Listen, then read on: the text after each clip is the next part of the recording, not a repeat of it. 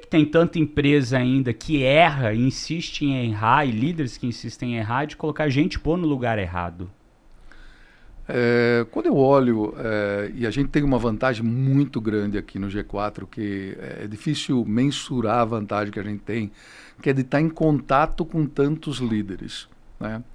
Eu vejo que existe uma falta de treinamento, né, dos próprios líderes para olhar para esse assunto de pessoas com mais carinho, mais atenção e até devotar mais tempo deles para isso.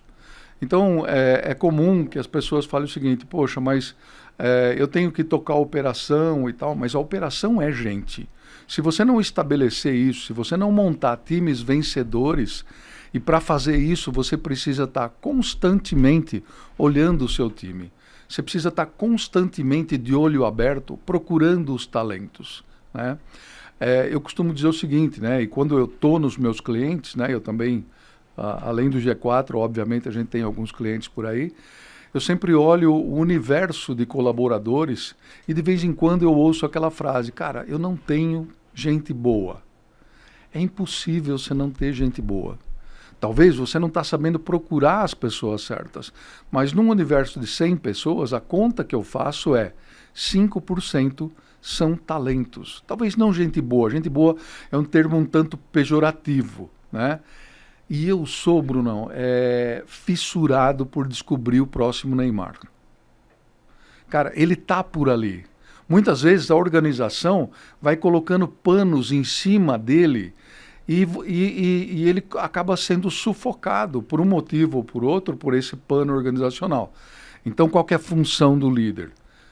Descobrir esse cara. E para isso ele precisa dedicar tempo para se construir como um líder, para ter as competências para chegar lá e puxar esse cara, mesmo que essa pessoa não esteja acreditando nela mesmo. Perfeito. Você precisa suportar esse cara. Cara, vamos, e eu estou aqui, eu vou te suportar, o desafio na medida certa e por aí vai. Muito bom.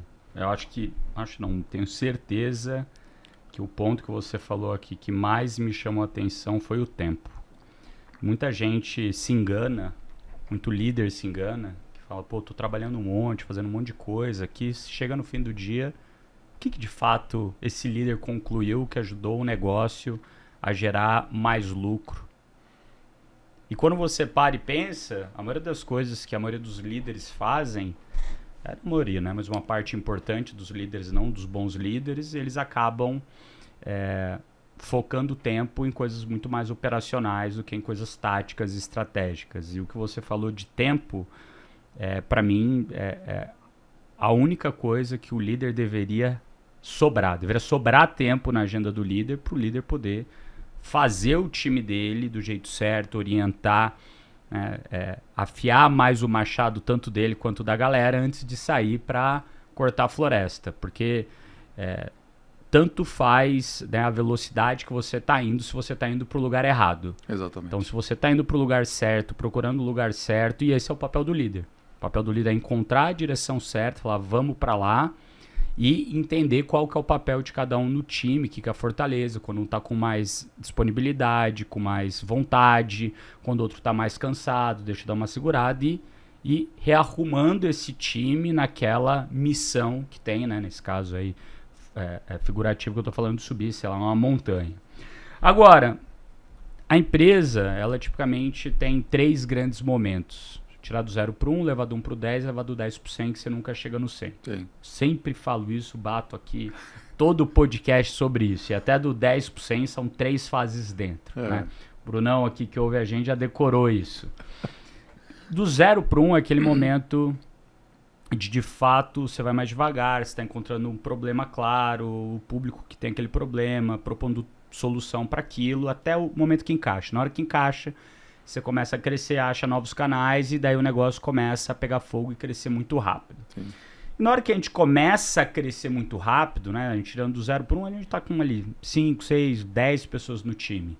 E de repente do 1 para o 10 você passa de 10 para 50 no estalar de dedo. Sim. E muitas vezes, na verdade, na maioria das vezes, o teu papel como líder muda. Porque no começo você centralizava tudo, era muito mais generalista, sabia o que estava todo mundo fazendo. Com 10 pessoas, dá para fazer. Com 50 é impossível. Você vai precisar colocar os primeiros líderes, esses líderes vão ter time, assim por diante. Nesse momento de crescimento rápido, muitas vezes os líderes cometem erros. Quais são os maiores erros, no seu ponto de vista, que os líderes cometem quando a empresa está crescendo muito rápido? Bom, não dedicar tempo para desenvolver as pessoas, não dedicar tempo para comunicar a visão, não dedicar tempo para garantir que as pessoas estejam alinhadas. As pessoas têm objetivos pessoais, Perfeito. obviamente, e têm a estratégia da companhia, né? Então, normalmente, o que eu sinto, né? Eu sinto que existe uma frustração dos 2 lados, tanto do empresário, tanto do líder, quanto do colaborador, né? A partir do momento que um entra em desacordo com o outro. Se você começa a investigar essas coisas no detalhe, e é puramente alinhamento de expectativa. O líder não dedicou o tempo necessário, e ser líder, Bruno, você sabe bem disso, porque você é um exemplo de liderança, né? Assim como a maioria dos líderes aqui no G4, né? Você tem que comunicar, e você nunca vai comunicar o suficiente. Então, né, e foi legal porque você falou do tempo, né, do tempo que na resposta anterior você falou um pouco de tempo, né, que os líderes dedicam. O líder tem que dedicar tempo para comunicar, para engajar, para entender, e porque senão o que acontece? Ele vai cair no operacional, porque ele já estava no operacional quando a empresa era pequena. Tem uma questão de ego também, que é muito comum, tá? Se não sou eu, não sai, tá? Isso para mim soa um pouquinho como uma incompetência, né? Porque talvez você não tenha tido a capacidade de desenvolver os líderes e tudo mais. Então, esse mundo operacional é um demônio que a gente precisa tomar muito cuidado com ele. Cara, Cleo, você está romantizando muito, na empresa é pau e tudo. Cara, eu sei que é pau, eu já passei por isso, mas não esquece que você tem que tirar a cabeça da água. Perfeito. Você é o cara que vai estar olhando lá para frente e vai estar direcionando. E todo mundo vai estar olhando para você. Perfeito. Como você se veste, a hora que você entra, como que você fala, como você trata as pessoas. Então, precisa tomar cuidado com isso. O líder, ele precisa se construir, assim como a empresa também. Perfeito. Tiveram alguns pontos aqui que você falou que eu achei que são muito bons, né? Primeiro ponto que você falou, que é óbvio. Logicamente, quando a gente está no começo da empresa, tirando do 0 para 1, a gente vai estar no operacional. Lógico. E é o que a empresa precisa da gente. Só que para a empresa crescer, a gente vai precisar, como líder, sair do operacional e ir para o tático. Indo para o tático, o nosso papel é como um técnico do time. É lógico. É colocar o time certo no lugar certo, dados os recursos que a gente tem para jogar contra os nossos competidores. E o nosso papel não é ficar marcando gol, mas é orientar o time para que ele marque gol. Logicamente, que se a gente entrar em campo, a gente vai marcar gol. Porque a gente é bom em marcar gol, a gente sabe fazer isso. Lógico. E vão ter momentos que a gente vai precisar entrar lá para fechar aquele contrato, para fechar aquele cliente grande que a gente ainda depende, para entrar naquela negociação com o fornecedor, para apertar a mão e garantir que a gente vai ter um prazo maior de pagamento. A gente vai precisar entrar em 30% do nosso tempo no operacional quando a gente está no tático. Só que 70% do nosso tempo a gente deveria estar no tático.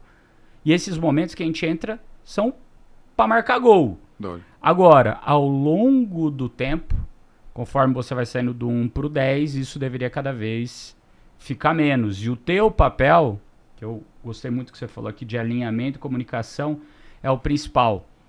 Imagina, né? A gente tá todo mundo remando pro mesmo lado. E daí tem um filho da puta com o motor de popa indo pro outro.